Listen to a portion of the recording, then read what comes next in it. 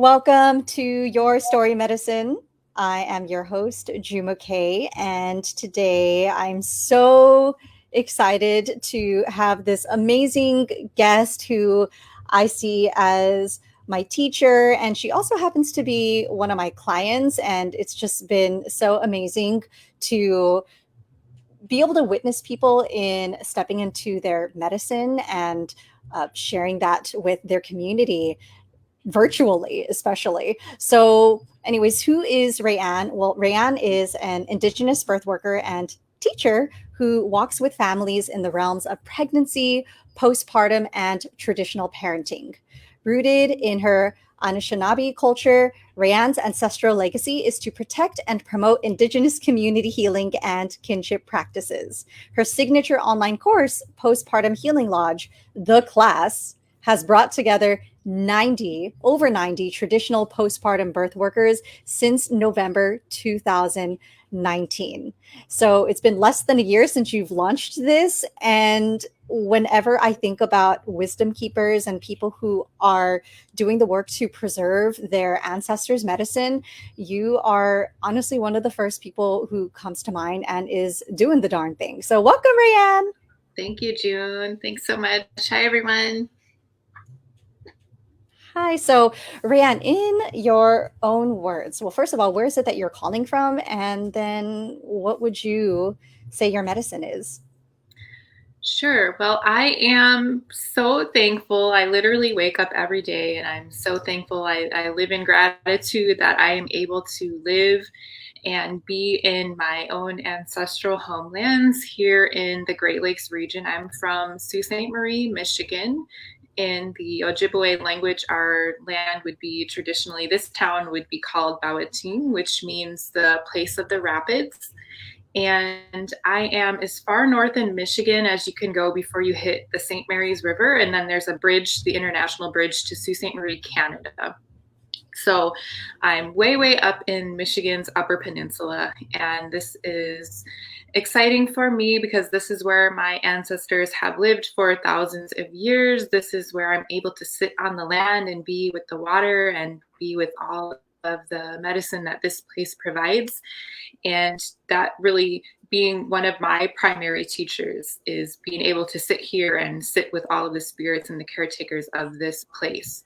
It's significant for me to be doing the work that I'm doing from Bawating or from Sault Ste. Marie, Michigan, because this is traditionally a place where our ancestors had a lot of meetings throughout history because of its centrality to all of the Great Lakes waterways. So you can get to this area from a lot of different directions. And the medicine that I'm blessed to have learned over the past 12 years, and I'm blessed with the responsibility of caring and sharing with my community, is everything to do with traditional parenting from preconception all the way through pregnancy. And my area of expertise and my area of passion is especially centered around the postpartum healing period.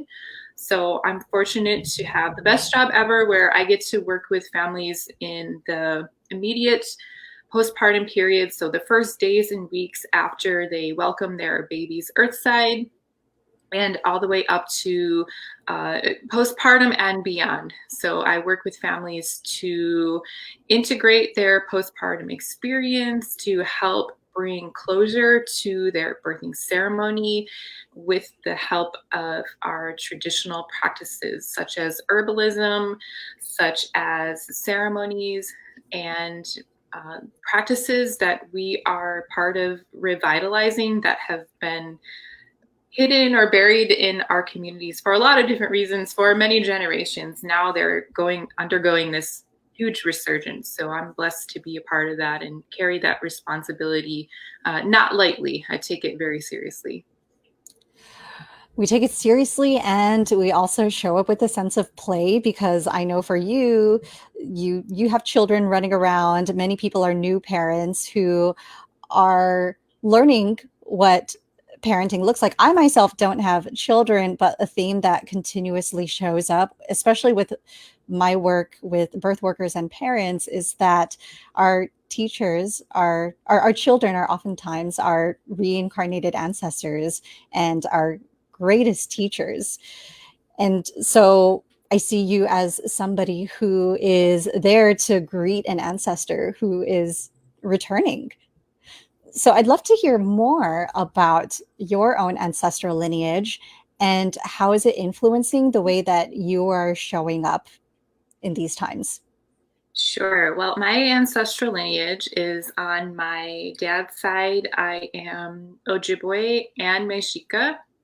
And there's a lot of really interesting history between indigenous nations in the South, or what we might now call Mexico, and where my family is, which is in the Great Lakes region. I live in Michigan, and the Anishinaabe people. So the Anishinaabe people are like a group of related tribal nations, the Ojibwe, the Odawa, and the Potawatomi.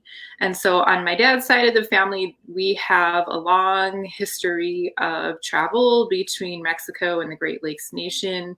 My Mexica ancestors are part of the so-called Aztec Empire and the diaspora from like the 17th century. And the Anishinaabe people have been living in the Great Lakes region for thousands and thousands of years. So really rich, beautiful history.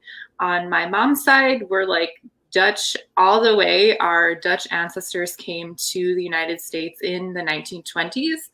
And like a lot of Dutch families started in like the Pennsylvania area, and then they slowly worked their way east. And my ancestors settled in this area in the 1920s and beyond. So I bring a lot of my Indigenous ancestry to the work that I do, and particularly because I'm very passionate about revitalizing and reclaiming these practices.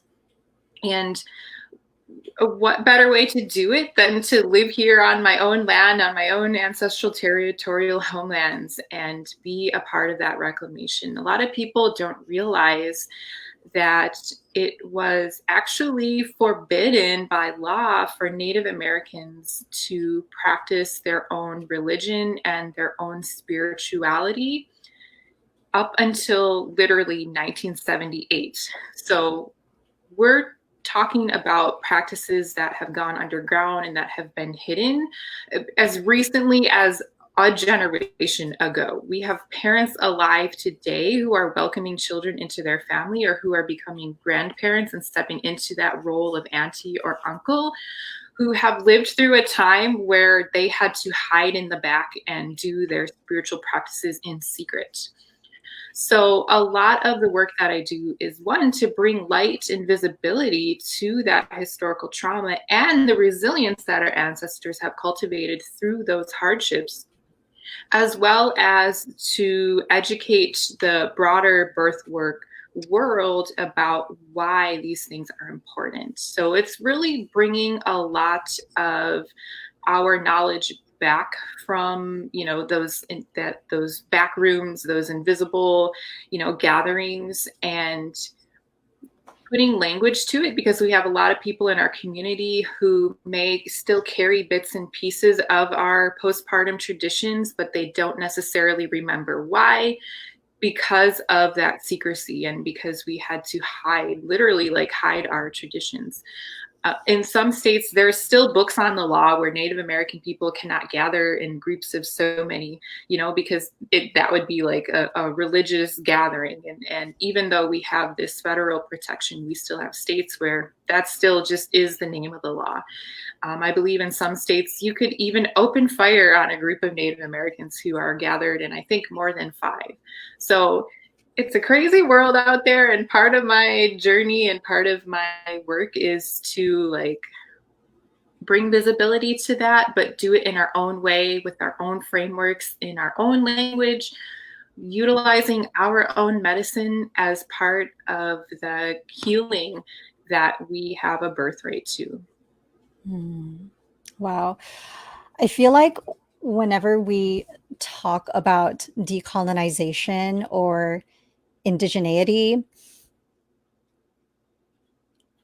I think one of the things that many of us are unlearning is this pervasive need to struggle. And we have the wonderful tools like the internet that is allowing us to be able to reach more people.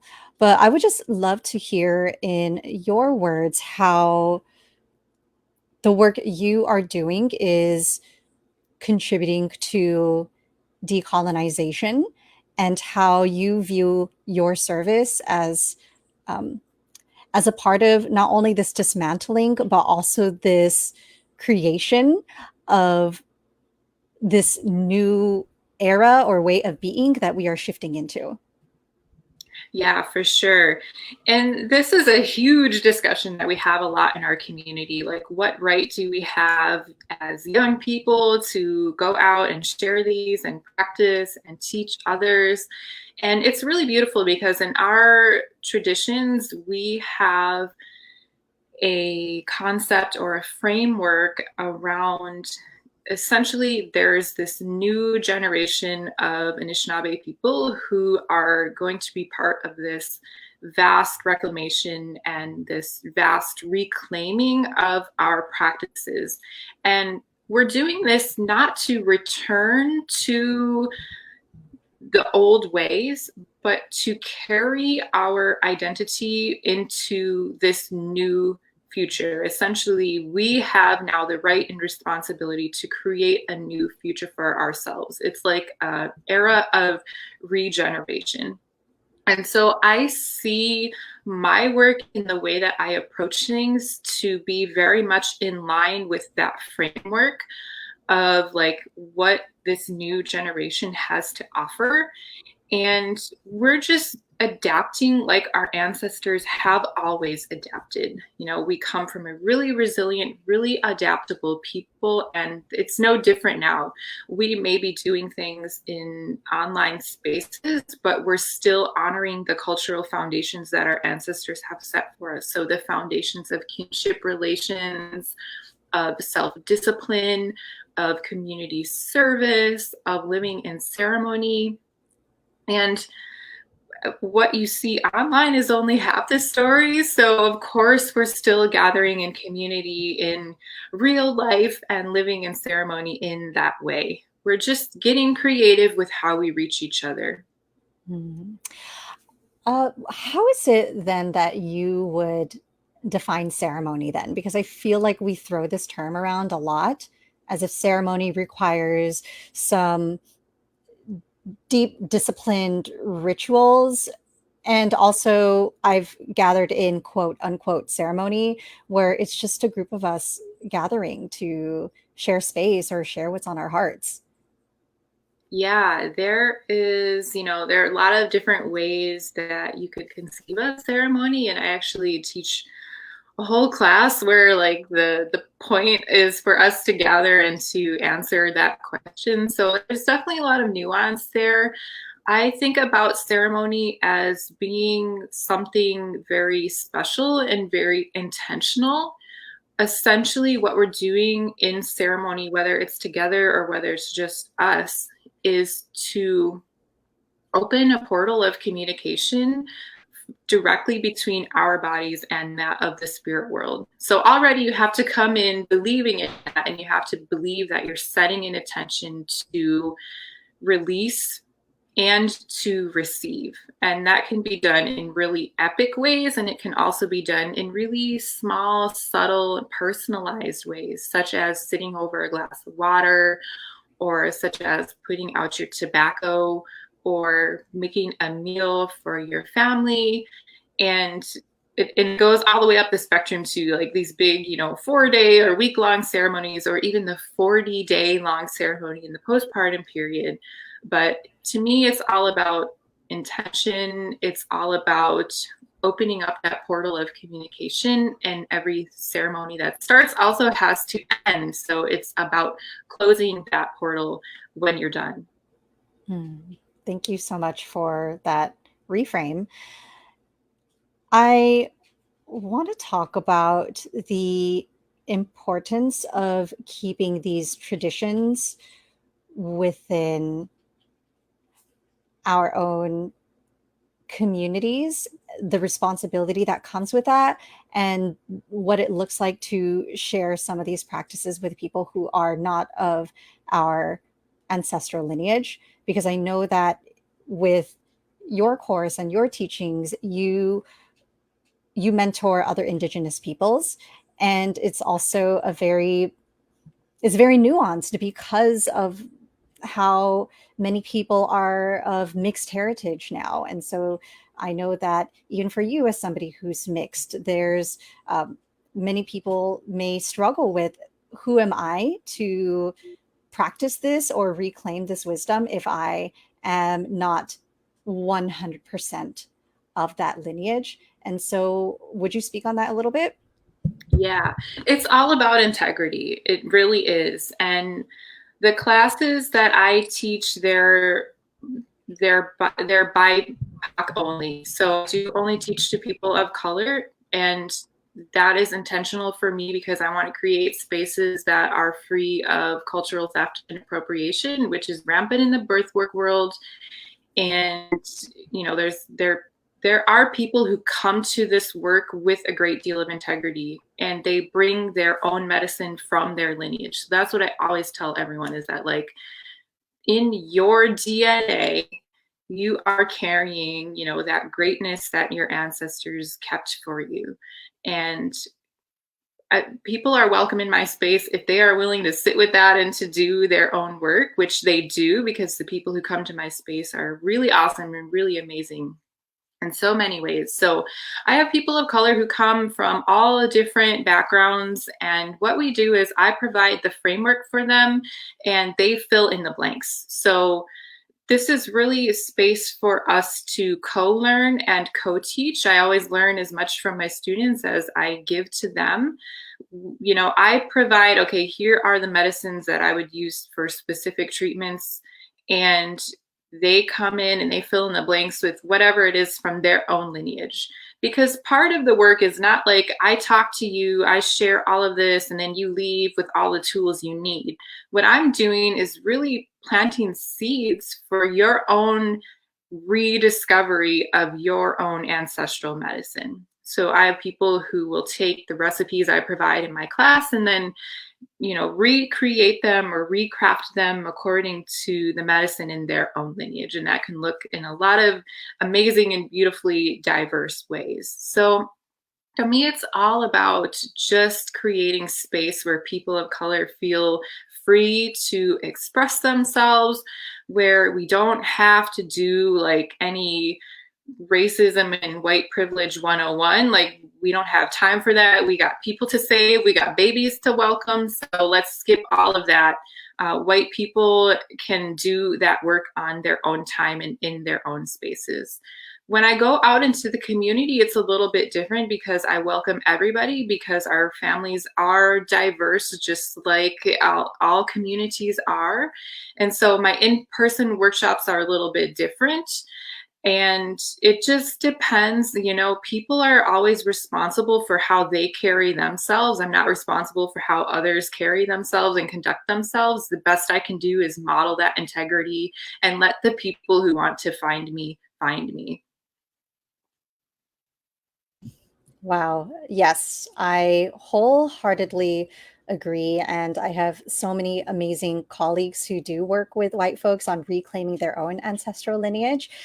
And I also know that for those of us who identify as healers, especially right now, for those of us who have virtual platforms where we've invested in the tools to be able to serve our community through an online container, now more than ever, we also need to practice embodying our own medicine and doing the work to receive so that we can show up and hold this space. So, what is it that you are currently doing to stay grounded?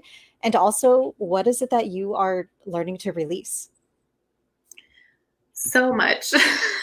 So much. And I know that we were going to talk about grief and grieving, and that was what came to me when you extended the invitation, because that seems to be the theme, of the moment. There's a lot of people, a lot of really good intentions.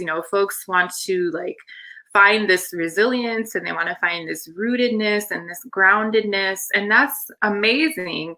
But we can't get to that place of resilience without first sitting with our grief and really taking in the lessons that grief provides. And this is a time where we're experiencing massive group trauma. And not only are we going through this period of grieving in real time, for many of us who come from a lineage of historical trauma, this can be stirring up like literally DNA memory of times in our ancestors' past. And in some cases, not so long ago, we're talking about 1978 and beyond, that we are remembering. We have this, what we would call blood memory of times when our ancestors experienced famine, experienced war, experienced separation of their babies from their birthing parents. And I invite people to sit with that and to really dig into like why we are feeling and responding to this crisis the way that we are, because there is a reason and there's a lot of wise, innate, wisdom that our cells carry. And so for me, it's all about honoring my DNA. And I do that through eating traditional foods from my own ancestral lineage. And thankfully, being both Mexican and Native American, I have access to like, just culinary, like epic amazingness. I always tell people that my stomach's in Mexico and my heart's in Michigan. And, but truly, like when we eat our traditional foods and, accepting that food privilege and food scarcity is something that we're definitely going through right now. So I honor that and respect that for different types of folks. But for those of us who can access our traditional foods, even if it's small amounts, it is actually activating to that resilient DNA that we carry. So we carry this historical trauma, but we also carry historical greatness, because here we are, we're still here, we're still thriving and surviving. And one way that we can feed that DNA is to eat the foods that our body, our cells, like actually remember from long ago. So for me, it is all about eating, traditional plant-based and also, animal-based products like our venison, like our bison, like bone broth being one of the ones that I try to get every week, different types of herbs, corn, beans, and squash. The three sisters is like the foundation of our diet. And then here in the Great Lakes, we're really blessed with wild rice being one of the foundational foods in our traditional diet. So we're coming into this springtime, even though it's literally snowing here and it's like 19 degrees still where I live, where a lot of things are blooming and they're like coming back to life. So it's a time when we can really reach into our pantries and start to dig back into like things that may have overwintered and start to nourish our bodies in that way. I think grounding ourselves in our food is one of the most important ways that we help families who have recently given birth, because what we're doing is we're closing out that ceremony. We don't want them like forgetting who they are. So we remind them, this is who you are. This is the greatness you carry, by introducing those traditional ancestral foods. The other way that I'm staying sane and staying grounded through all of this is just through playing. I already was a homeschooling mom before all of this went down. I'm a mother of two. And I already was a stay-at-home mom, a work-at-home mom, doing work in an online setting. And so it wasn't too much of a transition for me, but I'm noticing a lot of patterns from previous times of, experiencing trauma and scarcity, including food scarcity, because I myself grew up in food scarcity throughout different periods of my life. And I'm learning that my coping mechanism during times of grief is like to be really busy and to overachieve.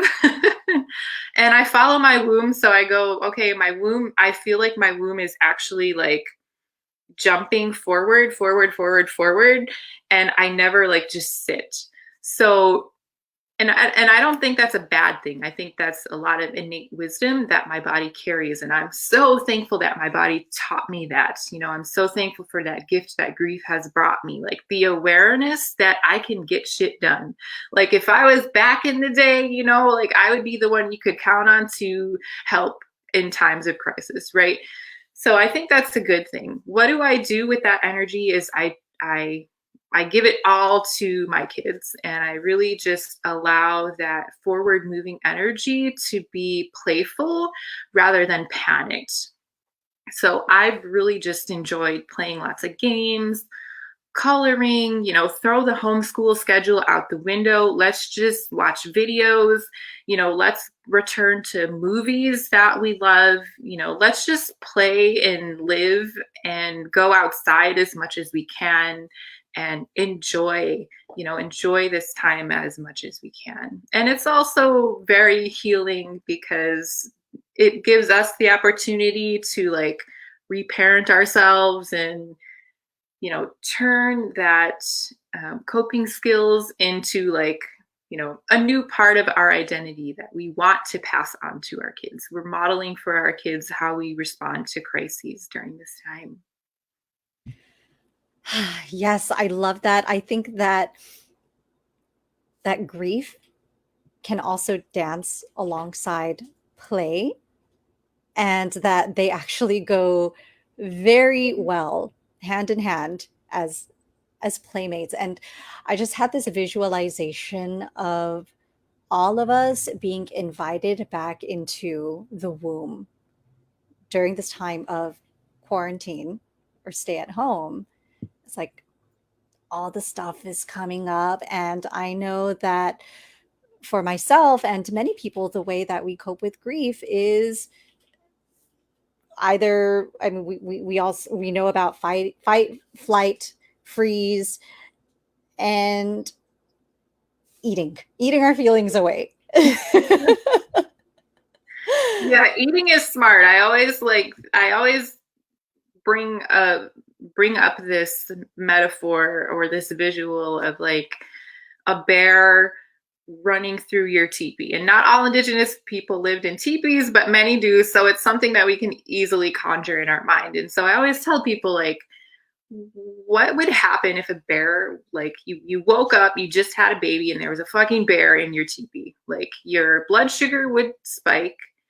You would be reaching for things that can help your body to either run away from this situation or fight it off.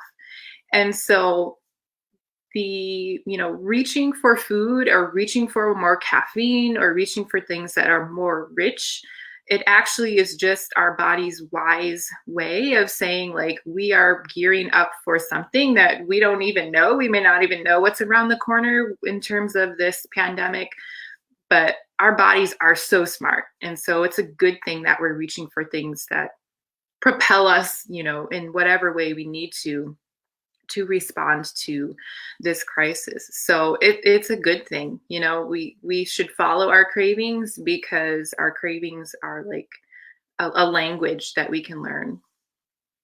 All right, I'm gonna order grocery delivery from the store to deliver me a huge pint of dairy-free ice cream and chocolate because that's what my body's craving. Not like that, no. But I just want to say that I love your invitation for us to eat as a way to ground ourselves, but eat in an intentional way.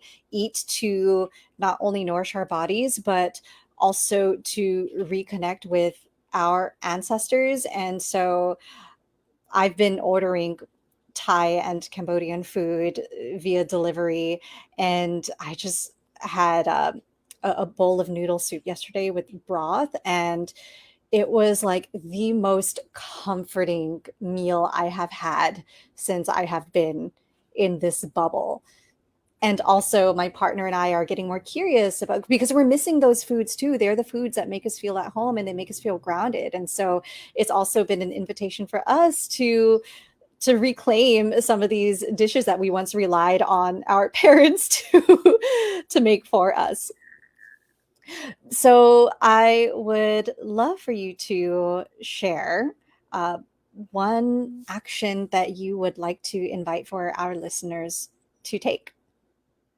Yes. Well, this is my action, and I'm challenging everyone who doesn't already know how to learn how to make a pot of beans from scratch. There's a few reasons for this. One, I feel like beans are hugely stigmatized for so many reasons, like those of us who grew up on beans and rice. Like we all have the stories of like they smell bad or they're weird and it's what poor people eat and it's what Indians eat. And so I want to just acknowledge that and then also throw that bullshit away because this is what has sustained our ancestors for thousands of years. Like from the beginning of time, we have origin stories about how sacred beings are and how they have saved us throughout so many points in our history. The second reason why is because they're cheap as hell and we're facing food scarcity. Food is flying off the shelves and people aren't getting to go and find the food that they're used to having. With limited budget and with food scarcity, I guarantee beans are going to be one of the things that can carry us through. And furthermore, when you make your own, and there's so many ways that you can do that. Somebody said, are they gassy? No, they're not if you make them from scratch. Soak them for, overnight, throw them in the slow cooker for 6 to 8 hours. Learn, what types of chiles and spices and peppers can actually flavor them. And I guarantee like you will be a bean lover for life. And I believe that will be one of the positive things that can come out of this is people learning how to cook different things. So yeah, someone said soak overnight, and learn how to do that because you can do a million different variations. You can repurpose them. That's one of the things I love to do is make a huge pot of beans, turn half of it into soup, eat the rest with eggs. Like there's literally so many ways you can do that. So that's my challenge is to go on Pinterest or better yet, I'm going to leave everyone who's watching with a recipe, 3 recipes to cook beans that you can literally take a $2 bag of beans and stretch it into like a week worth of meals. And yeah, magical fruit, totally magical ancestral food and part of almost every, cultural group around the world's foundational traditional diet. Amazing. I'll go ahead and link that to the comments for anybody who is interested in downloading those recipes. And something else that I wanted to bring up is that there are 2 foods that make me feel at home. One is Southeast Asian food, whether it's Thai, Cambodian, Laotian, Vietnamese cuisine, and the second is Mexican food. Is food that is indigenous to the original caretakers of the land that I am on. And so I think for anybody who's listening, this is also an opportunity for you to research the ancestral foods of the land that you're currently occupying or sitting on, and also use that as a way to honor the ancestors of your hometown or wherever it is you're at today. So, Rayanne, where else can people go to find you? You can find me on Instagram. I'm at Postpartum Healing Lodge. And that's also the name of my website. So it's postpartumhealinglodge.com. And so it's really amazing and serendipitous. We were talking about, being home and being grounded because, the name of my business, Postpartum Healing Lodge, it has a couple different meanings. The first lodge that we're born into is actually the womb. And like the name in our language for the womb is a lodge. And so we come from our first lodge or that spirit lodge to our earth lodge. And that's like the period of time when we really get to know what life is like on this outside world. So we are now all being invited to stay home and stay safe and be in our own lodge. And that is so, appropriate for the work that I do. So it's postpartumhealinglodge.com. And then you can follow me also on Facebook at Raeanne Madison. Amazing. And on top of that, could you just share with people a little bit more about your course, and if people were interested in learning more about that, where can they go to find that? And what is it that people walk away with as a result of choosing you as a mentor or teacher?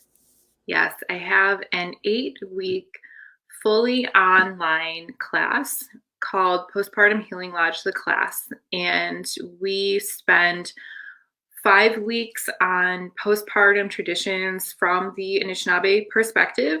And then we spend 3 weeks on traditional parenting practices. So you come into my class and you get to learn all of the herbs and the trees and the cultural foundations of warmth, nourishment, kinship, and closing. We talk about why birth is a ceremony, what that even means, why it's so important for all of us in society to honor that ceremony, and why postpartum is a rite of passage. So I'll give you language to better understand what that means and your role in protecting and promoting that very important sacred period of time. Also, like the recipe book that everyone gets, it has just a little sampling of recipes, but in the class, we actually have a huge book with tons of different recipes, plant monographs, stories and origin stories of the land and the medicines that the Anishinaabe people carry, and also what is normal and expected newborn behaviors so that people aren't blindsided by what newborn parenthood looks and feels like. And what I want is for people to take this information and carry it out as widely as possible, because we really need to normalize postpartum and we need to normalize caregiving and care receiving. We have a lot of people who are ready to give, but we need to normalize actually receiving help, asking for it, being okay with that, and actually honoring our kinship, because our relationships to ourselves and to the land and the medicines is everything. Like without that, we don't have a future. So if I'm getting ready to enroll another cohort of POC only cohort in May 2020. So if you want to learn more about that and look through a complete description of the class, you can go to postpartumhealinglodge.com/the class and let me know if there's any questions. I'm also getting ready to launch another class on menstrual cycle teachings and living with the seasons rather than against them. Also super important because we're coming into a time where people are like running out of options for birth control and menstrual cycle products. And I'm like, hey, this is perfect timing because we have such wise and rich ancestral traditions for all of that. Like, we are going to get through this. We're going to come out smarter and more intelligent and more wise with more abundance than ever. I really believe that. So go onto my website because everything that you need to know is on there. And also I'm super active on my Instagram with announcing when things launch.